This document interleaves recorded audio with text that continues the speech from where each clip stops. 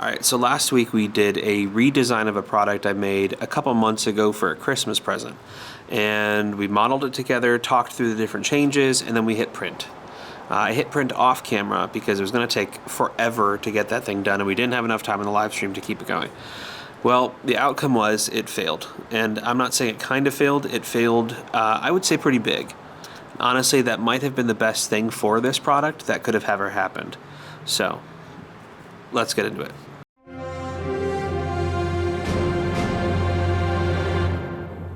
All right, so things look a little bit different this week. I am in Orlando.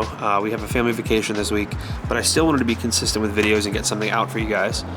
That means this is going to be a little bit more reflective and less technical. So I'm going to tell you a little bit story about the live stream and how everything came to fruition. So this story did not necessarily start with the live stream. It started with Racko.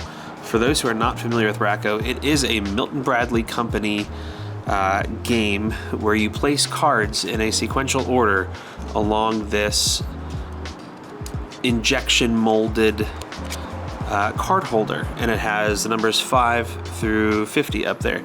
All about point structure. It's about getting numbers in sequential order again, and just kind of drawing cards and playing cards. If you want to see the game Racko, go look for it online. It's a cool game.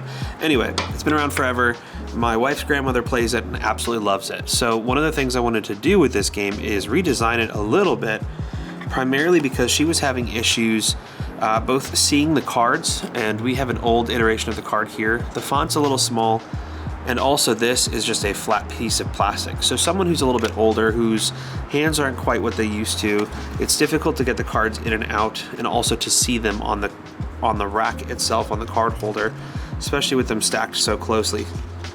So one of the things I wanted to do was take this original design and kind of amp it up a little bit. And when I say that, I mean like take it and actually ramp it up a little bit. So I took the design and I made a little bit of an incline here, and pretty much that was it. I made it to where the cards can kind of go in the grooves a little bit easier, to where you start from the back and it drops itself in here. But there was a problem with it. This was my first version, and it seems that the version that I had created, first of all, down to the micromillimeter, it was not exact. And I found out last week on the live stream that those numbers were not even numbers. They were not the same all the way through. So I have some pieces that are a little bit thicker, a little bit thinner, and that's okay. And that was my first time ever using Tinkercad, and again, it was for a Christmas gift for a 96-old woman, so she didn't know or care.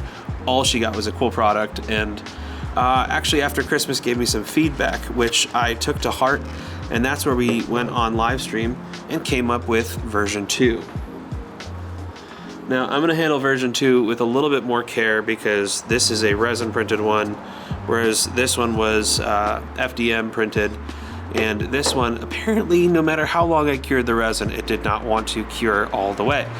There might be some wet spots still even after like 10 or 12 minutes of curing, and it soaked the bag that it came in on the bottom. So there's wet spot in here from the resin still.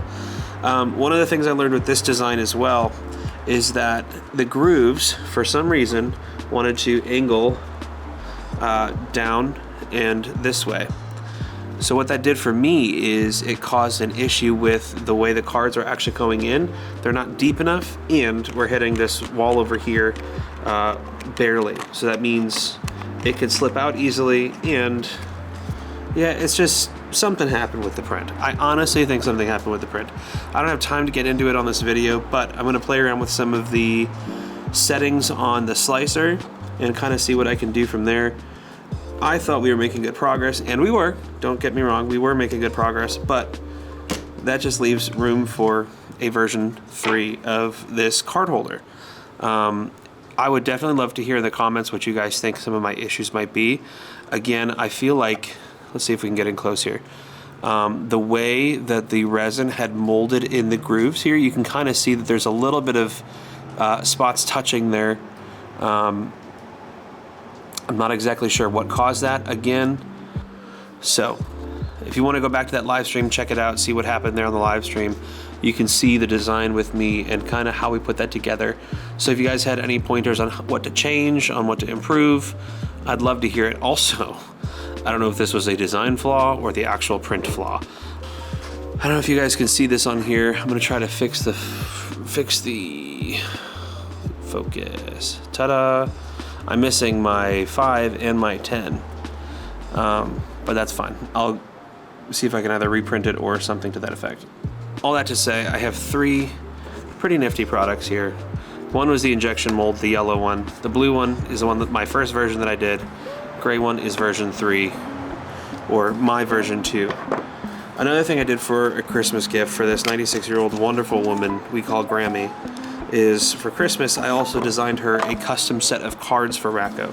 So while here's some of the original version of Racko cards, Grammy got her own special Grammy's Racko right here.